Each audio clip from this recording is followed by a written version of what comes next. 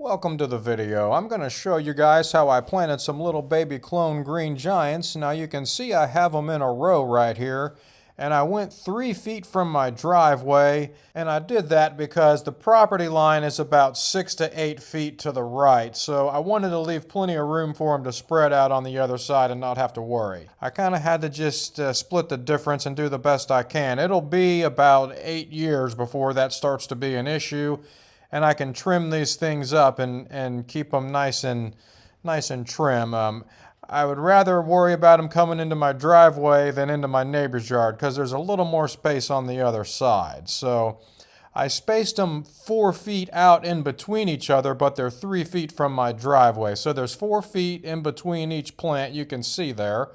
And I just kind of stuck them in the ground. Now I did this a little bit backwards. I stuck them in the ground and got them planted because I wasn't sure where I was going to get mulch, but then I just realized I'll just rake up some of my existing wood chips. So here they are now. I got them mulched in with a little ring around them, kind of protect them a little bit and give them some moisture, a little moisture haven there. And then I got 2 of them right here. And that's pretty close to the sidewalk, but it was an odd space. It was about an 8-foot space there, and I needed to either put 1 or 2, so the soil was very hard in that area, and I tried to kind of go where the soil was soft and gave them a little room to grow. And like I said, I can trim these as they grow and keep them nice and conical and in line. And that'll be good to go, like I said, for probably somewhere between 7 to 10 years before that starts even becoming an issue. So hopefully these things make it through, and I do have some replacements. If any of them die, I got some other clones in pots. And this is that maple tree I rescued. I got it out here. I just went ahead and threw it in the front yard and staked it up a little bit there. So moving along, you can see those 2 pots. Those are 2 extras there that I have going, and I have 9 more. But this is what they end up looking like. These are green giants, and those trees were exactly like the ones that I just showed. They have been planted about, I don't know, 10 or 15 years, but they've been that big for many, many years already. So that's what the end goal is here. Those trees that I'm showing there, those are 3 feet apart. Now they're a little bit close, but they made a really nice hedge. I love them, and I got privacy faster. So I went 4 feet, and you could probably go 6, but if you go 6 or 8 feet, it's a long time before you have privacy. So that's 3 feet. They're a little crowded, but it also makes a great hedge. Moving right along now. And here's my little fountain that I got. That's a new fountain I got from my parents' house, and I'm going to talk about that here coming up next. I just wanted to show y'all how I plant those green giants. All right, everybody, this is a copper fountain that was at my parents' house, and my mom used to love this thing, and it has been in disrepair. My dad said it was splashing water out and it was going all over the back porch, and he got sick of messing with it and cleaning water up because it drains itself every day from it splashing everywhere. So he put it under their porch, just on a brick wall down there, whatever, and it fell off of the brick wall and it broke the top flower off of this spout here. So long story short, I just replaced that top flower with a fountain nozzle from one of my water pump kits. It was actually from that solar fountain I did a review for. But it had a flower just like this, and it pumped up in the middle and filled up, and the first flower spills into this flower, and then it spills all the way back down into the tray there. I was having a hard time reattaching the copper to copper connection. It's a long story, but I didn't want to use toxic chemicals, and some of the silicones with anti-mold agents in them and stuff, they're not aquarium safe. I didn't want to use that. So, and little Maddie wants to get in here. She has been dying to get in this fountain and chew on things and everything else. She's in the sink with dirt and all that, so I'm just letting her do her thing.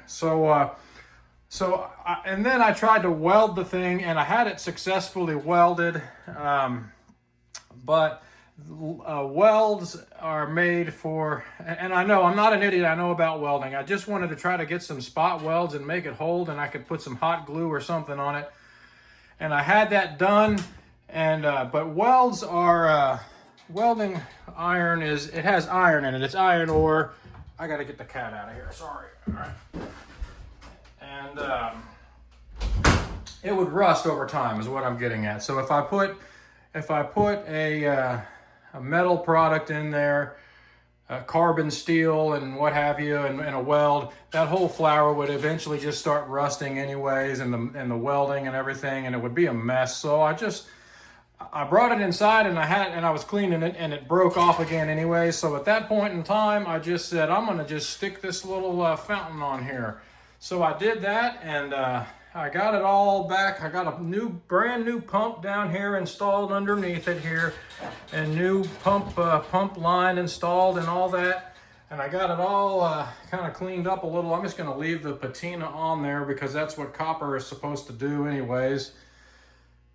Now, this winter, I may do electrolysis on this and soak it in an electrolysis tank and try to really clean it up good. But for now, I'm just gonna plug it in and enjoy it the rest of the fall. I'm not in a huge rush to spend a bunch of money and time on this thing. So this is the big reveal. We're gonna plug this thing in and see how this little thing shoots. That little tiny pump is supposed to give 3 feet of rise, so it has plenty of rise to pump water up that high. And let's just kind of see what it does. So here's the big reveal. Let me plug this thing in. Just quit talking about it. And there it is. That is not too bad at all, you know, a nice little fountain there. So, and it just trickles its way back down. That's not too bad. And the hummingbirds will like that. They can get in here, find a little place and use a flower wherever they're happy. And that pump may be adjustable too. I could turn the flow up or down. I'll check that out later. So anyways, there's the big reveal. The fountain is working. I am stoked. Woohoo!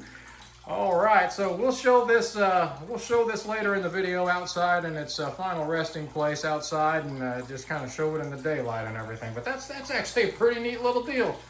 And that's not a bad problem to have that kind of spraying up there like that. I mean, it's different, but that will work better than a rusty old fountain with toxic silicone on it, making the birds sick. All right, we're moving right along.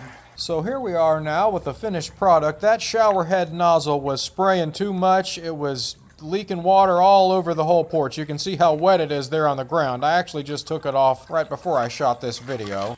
But it was leaking everywhere and spraying and splashing, so I just took it off, and I'm going to go with a steady stream here. So that is what we're looking like, and that's a beautiful little fountain. That was made in like 1993. It was probably a pretty expensive piece back then, a few $100s, so I'm real happy with that. The hummingbirds should like that, and they also have their other little solar fountain here. Now, I haven't seen them using the fountains very much, but they're out there if they need them.